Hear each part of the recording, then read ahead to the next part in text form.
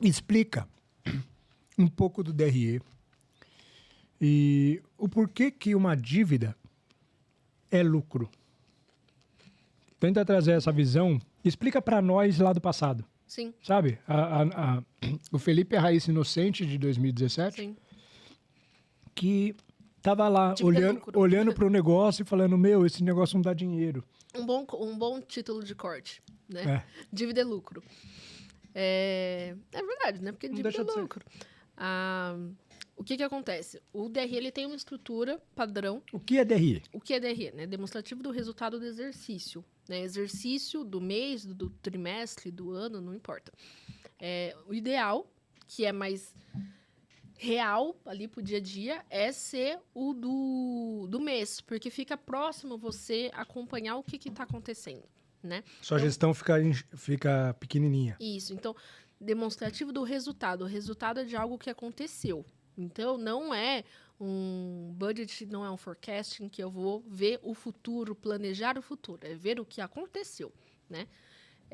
E aí, quando eu vejo o passado, ele tem uma estruturinha, contabilmente falando, que é muito parecida. A estrutura contábil, para ser muito sincera, eu fico muito confusa, porque é uns vai e volta que não faz sentido. Também, eu nenhum. odeio aquela estrutura. Mas assim, pro governo é o que funciona, o contador sabe fazer, tá bom. Mas a gente pega aquela estrutura e simplifica e adapta para a vida real daquela empresa. Então, o que funciona na nossa empresa não quer dizer que vai funcionar exatamente na sua empresa. Porque é assim, tem a mesma estrutura, mas vão ter pequenas variações. Porque o nosso CPV, que é o custo do produto variável, é isso? Custo do produto variável, ele é diferente a composição e do que é importante a gente ver do que de uma outra empresa. Então... Que alguns chamam de CMV, né? Da mercadoria, do produto. Então, assim... O que é? Você começa com o valor do faturamento de nota fiscal que você emitiu. E aí tem 3 vertentes, né? Que é o que a gente trabalha. Que é a pré-econômica, econômica e financeira. A pré-econômica nem existe. A gente inventou isso. Na verdade, foi nosso consultor que viu a nossa realidade e falou que uma pré-econômica fazia sentido. E a gente usa até hoje. Então, assim, é o quanto que eu vendi no mês, o quanto eu faturei de nota fiscal e o quanto entrou de dinheiro na minha conta, né? Então, esses são os 3 indícios de entrada de dinheiro. E depois, embaixo, começa com as saídas. Os impostos. Não os trimestrais, que eu sei que vai ter um monte de gente falar, mas o imposto vai depois dali... Não, é o PIS, é o COFINS, é o ICMS, é aquele imposto que você paga mensalmente, não trimestral. Por isso que a gente vai estar analisando mensalmente. Então, o PIS, COFINS, ICMS, ou DAS, de quem for Simples Nacional, e aí vai vir a receita líquida. O que é a receita líquida? O faturamento, o quanto entrou na conta, menos os impostos. Com isso, você tem que pagar o seu variável, que é o que você precisa comprar para vender. No caso da gente, é vidro, alumínio, parafuso, eu não sou nada técnica, mas coisas para fazer o negócio acontecer e entregar para o cliente. Coisa que entra no produto, de fato. Exato. Quanto que eu gastei lá, então eu vou pegar a receita líquida, menos o quanto que eu gasto para produzir o meu produto, vai dar minha margem de contribuição. Contribuição para quê? Para contribuir com o meu custo fixo. Porque o que é o meu custo fixo? Contas que eu vou ter todo mês, não importa se eu vender ou não. Funcionário, aluguel, luz... Margem de contribuição é o lucro bruto que muito empresário chama. Ou muito empresário despreparado acha que é o lucro. Comprei por 100. Paguei 10 de imposto. Não, vendi por 100. Paguei 10 de imposto. Tem gente que nem olha o imposto, né? Mas tá bom. Exato. Mas vamos falar que o empresário que olha imposto. Vendi 100. Paguei 10. Sobrou 90. Quanto que eu gastei de material? Gastei 50. Pô, tô com 40 de lucro. Não. Você tá com 40 de margem de contribuição. Ou lucro bruto. Por quê? Porque em cima disso você tem que pagar salário, aluguel, conta de água, luz, telefone, para aí sim dar o lucro. Sim. Né? E é aí que você vai chegar no tão famoso EBITDA, né? Então, depois de você ter a margem de contribuição lá, vamos supor, deu 100 mil, sei lá. E aí depois você vai levantar todo o seu custo fixo. Quanto que deu custo fixo? 40. Então, o seu EBITDA é 60.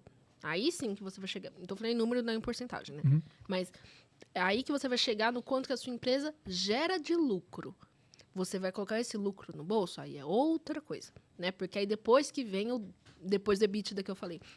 Aí vai vir os investimentos, se você vai comprar uma cadeira, se você vai comprar um carro, qualquer coisa para empresa. Uma máquina não vai subir isso estar antes do EBITDA, vai estar após. Eu lucrei, eu posso comprar. Empréstimos vai estar depois, porque eu lucrei, eu consigo pagar o empréstimo. E outra, é uma dívida do passado que... Não afeta na minha operação do mês. Aquele meu mês, ele tá entregando lucro, só que lá no passado eu tive uma decisão de pegar o empréstimo, seja por uma decisão errada ou por um investimento, e hoje eu tenho que pagar isso com o meu lucro. Sim. E entra também a parte do imposto de renda e contribuição social, que o que são esses impostos? Para as empresas grandes, né? Para as empresas grandes, que tem lucro real, lucro presumido, paga... Vamos corrigir, não é para empresa grande. É para empresa que não é Simples Nacional, porque tem muita empresa pequena que já é vantajoso ser real, tem uma análise fiscal, né? Ali, que tem mais sentido ser real ou presumido. Então não é empresa grande, é empresa que faz sentido estar nesse então, regime tributário. Você tem contribuição social e imposto de renda depois do EBITDA, quando você é lucro real, lucro presumido. Se você é DAS, se você é Simples Nacional e só paga DAS, você só tem aquele imposto na cabeça e já era. Isso. Mas quando você é fora, né, você ainda paga os impostos pós-EBITDA. Isso. E aí, quando você tá... Esse pagamento de imposto é trimestral, né? Só que, o que eu vejo que isso acontece, por ser trimestral, aí a pessoa coloca, por exemplo, aconteceu janeiro, fevereiro, março, você vai pagar em abril. Aí você coloca lá em abril, e aí abril parece que deu um resultado péssimo. Mas, na verdade, a competência disso foi janeiro, fevereiro e março. Então, a lógica é meio que se dividir em 3 para ver o quanto que aquele mês realmente deu de lucro líquido lá na ponta. Perfeito. Isso aí é importante a Raíssa falar sobre competência, porque é isso, gente. Competência é o mês correto de lançamento daquela dívida. Se eu pago algo trimestral, março tá ferrado, coitado. Março vai ter que pagar uma dívida de janeiro e fevereiro, porque é trimestral.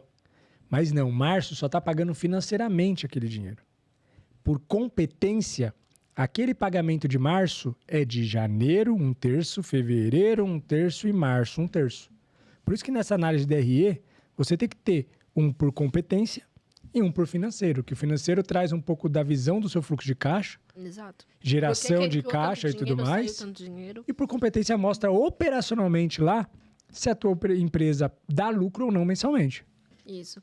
Então, essa é meio que a estrutura. Você vai vender, não importa se você vai analisar a nota fiscal ou o quanto de fato vendeu. Então, o quanto vendeu, o quanto você gastou de imposto mensal ali, de fato, vai gerar isso uma margem de contribuição.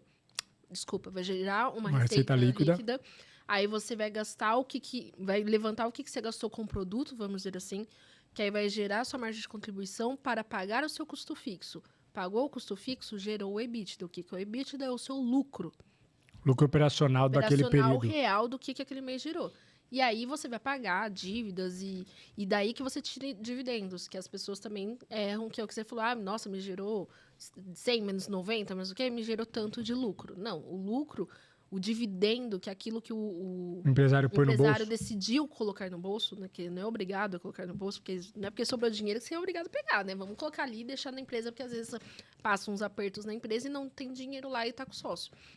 Então, é pós-EBITDA que tira mesmo, que aí você vai ver, mesmo tirando dividendos, mesmo pagando empréstimo, mesmo fazendo reinvestimentos, ainda tem o ideal é sobrar um pouquinho. E por que a gente, na época, achava que a gente não era lucrativo?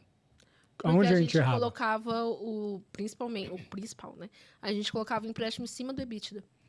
E aí, quando a gente colocava o empréstimo em cima do EBITDA, colocava como se fosse um custo fixo, porque a gente tinha que pagar todo mês, que lógica é essa, não sei hoje, parecia que o nosso EBITDA era negativo, ou que o nosso EBITDA era 0. Olha isso, gente. A gente, então, empreendia só para pagar dívida.